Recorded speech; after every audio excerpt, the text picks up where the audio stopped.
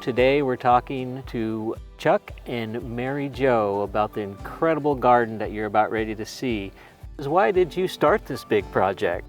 When we moved to Fallbrook, it seemed like it was an ideal place to garden. And for me personally, I'd love to eat local, and there's nothing more local than eating things out of your own backyard. And also, I love to eat seasonally. So each time the vegetable or fruit starts coming in for the new season, it's like a brand new thing, and I love to enjoy it. And then probably the last reason, it's like a hobby where I can come down here and work, and then I can go inside and read a book, and I know that the sun and the bees and the water are all still out here working.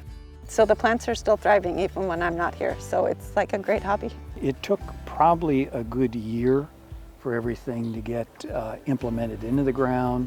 And then once we knew what worked, things just took off. And throughout the number of years, we've taken things out that didn't quite look right, planted other things.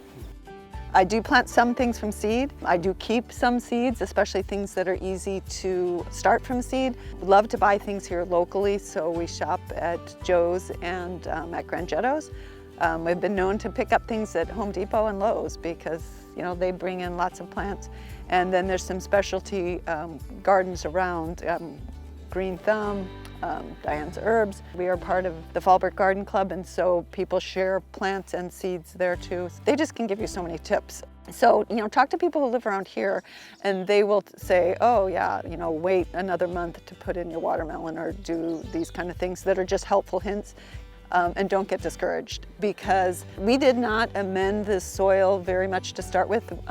We just put some mulch on top of it, and I was surprised things grew.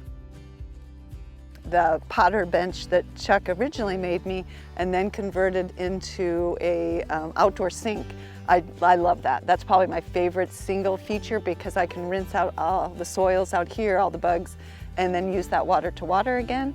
So it makes it a doubly benefit and super, super easy for me. Do put in a garden if you intend to stick with it. It's not something you just put in and it does it by itself. You're going to have varmint control, you're going to have weed control, watering, bugs, aphids, things like that naturally they come. Probably plant an extra 20% for, spoilage. Right. But stick with it.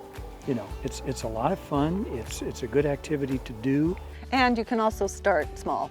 Pick one or two things that you just know, and then they don't take that much work. You don't have to start off with, quite as much as we planted. So it sounds like scale your garden for how much time you're willing to commit to it. Exactly. That's a good suggestion. That sounds important, yeah.